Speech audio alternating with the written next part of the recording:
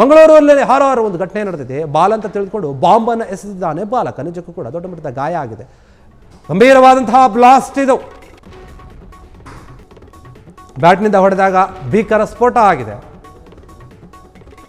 Cricket ಆಟದ ವೇಳೆ bomb ಸ್ಫೋಟ ಆಗಿದೆ. ಬೆಚ್ಚಿ ಬಿದ್ದಿದ್ದಾರೆ ಬೆಳತಿಂಗಡಿಯ ಚೆನ್ನ. ಬಾಲ್ ಅಂತ ಬೌಲಿಂಗ್ ಮಾಡಿದ್ರು ಮಕ್ಕಳು, ಅದನ್ನು ತಗೊಂಡು ಬ್ಯಾಟ್ ತಾಕುತ್ತಲೇ ಸಿಡಿದಿದೆ ಬಾಂಬ್. ನೋಡಿ, ಸ್ವಲ್ಪ ಮಕ್ಕಳೇ ಎಡಬೊಟ್ಟಿದೆ. ಅಭೀಶ್ ಎಂಬ ಬಾಲಕನಿಗೆ ಗಾಯ ಕೂಡ ಆಗಿದೆ. ಆಟವಾಡುವಂಥ ವೇಳೆ ಮಕ್ಕಳಿಗೆ ಗೊತ್ತಾಗದೆ ಆಗಿರುವಂಥದ್ದು. ಪವಾಡ ಸದೃಶ್ಯವಾಗಿ ಜೀವಗಳು ಪಾರಾಗಿದೆ ಅಲ್ಲಿ. ಮನೆ ಅಂಗಳದಲ್ಲಿನೇ ಇತ್ತ. ಹಾಗಾದರೆ ಮೃತ್ಯು ಎನ್ನುವಂತಹ ಪ್ರಶ್ನೆ ನೋಡಿ ಯಾವ ರೀತಿಯಾಗಿ ಬರುತ್ತೆ ಗೊತ್ತಾಗಲ್ಲ. ಕಾಡು ಹಂದಿ ಬೇಟೆಗೆ ಇಟ್ಟಿದ್ದಂತಹ ಬಾಂಬ್ ಎನ್ನುವಂತಹ ಶಂಕೆ ಅದು. ಧರ್ಮಸ್ಥಳ ಪೊಲೀಸ್ ಠಾಣೆಯಲ್ಲಿ ಕೇಸ್ ದಾಖಲಾಗಿದೆ. ತನಿಖೆ ಕೂಡ ನಡೀತಾ ಇದೆ. ಅಂತಹ ಬೇಟೆಗಾರರಿಗಾಗಿ ಬಲೆಯನ್ನು ಬೀಸಿದ್ದಾರೆ. ಯಾರಾದನ್ನು ಇಟ್ಟಿದ್ರಲ್ಲ ಅವರು. ಮಂಗಳೂರಿನಲ್ಲಿ ನೋಡಿ ಒಂದು ಸ್ವಲ್ಪ ಡಿಫ್ರೆಂಟ್ ಸ್ಟೋರಿ. ಮಕ್ಕಳು ಆಟ ಆಡ್ತಾ ಇರ್ತಾರೆ, ಕ್ರಿಕೆಟ್ ಆಡ್ತಾ ಇರ್ತಾರೆ. ಅದನ್ನು ಬಾಲ್ ಅಂತ ತಿಳಿದುಕೊಂಡು ಬೌಲಿಂಗ್ ಮಾಡ್ತಾರೆ. ಯಾವಾಗ ಬೌಲಿಂಗ್ ಮಾಡಿದಾಗ ಆ ಬ್ಯಾಟಿಂದ ಹೊಡಿತಾರಲ್ವ, ಆ ಸಮಯದಲ್ಲಿ ಅದು ಸ್ಫೋಟ ಆಗಿದೆ. ಅದು ಮಕ್ಕಳಿಗೆ ಗೊತ್ತಿಲ್ಲ. ಚೆಂಡು ಬಾಂಬ್ ಬದಲಾದಾಗ ಈ ರೀತಿಯಾದ ಘಟನೆ ಆಗುತ್ತೆ.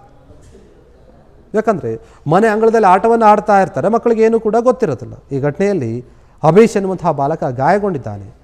ಇನ್ನು ಜೀವವನ್ನು ಉಳಿಸ್ಕೊಂಡಿದ್ದಾನೆ. ಒಂದು ರೀತಿಯಲ್ಲಿ ಪವಾಡ ಅಂತ ಹೇಳ್ಬೋದು. ಆ ಸ್ಫೋಟ ಆದರೂ ಕೂಡ ಮಕ್ಕಳಿಗೇನು ಪ್ರಾಣಕ್ಕೇನು ಅಪಾಯ ಆಗಿಲ್ಲ. ಸಣ್ಣ ಪುಟ್ಟ ಗಾಯಗಳಾಗಿವೆ.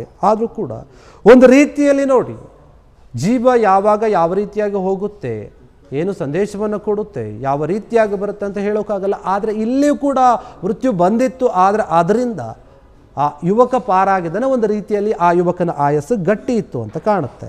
ಧರ್ಮಸ್ಥಳ ಪೊಲೀಸ್ ಠಾಣಾ ವ್ಯಾಪ್ತಿಯಲ್ಲಿ ಘಟನೆ ನಡೆದಿದೆ.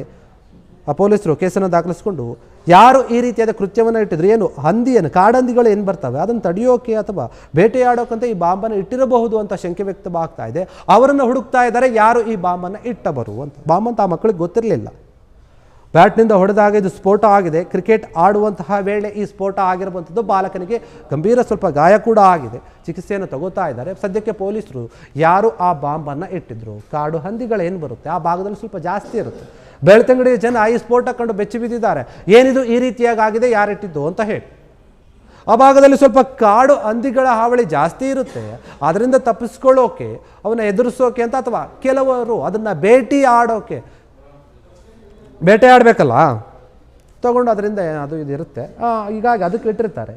ಹೀಗಾಗಿ ಆ ವಿಚಾರವಾಗಿ ಈಗ ಬಾಲಕ ಏನು ಗಾಯಗೊಂಡಿದ್ದಾನೆ, ಆತನನ್ನು ಈಗ ಚಿಕಿತ್ಸೆಗೆ ಕೂಡ ಸೇರಿಸಿದ್ದಾರೆ ಆಸ್ಪತ್ರೆಗೆ. ಪೊಲೀಸರು ಇದಕ್ಕೆ ಸಂಬಂಧಪಟ್ಟ ಹಾಗೆ ತನಿಖೆ ಕೂಡ ನಡೆಸ್ತಾ ಇದ್ದಾರೆ. ಕ್ಷಣ ಕ್ಷಣದ ಸುದ್ದಿಗಳಿಗಾಗಿ ಫ್ರೀಡಂ ಟಿವಿ ಸಬ್ಸ್ಕ್ರೈಬ್ ಮಾಡಿ, ಲೈಕ್ ಮಾಡಿ ಹಾಗೂ ಫಾಲೋ ಮಾಡಿ. ಹೊಸ ಸುದ್ದಿಗಳ ನೋಟಿಫಿಕೇಶನ್ಗಾಗಿ ಬೆಲ್ ಐಕಾನ್ ಮೇಲೆ ಕ್ಲಿಕ್ ಮಾಡಿ.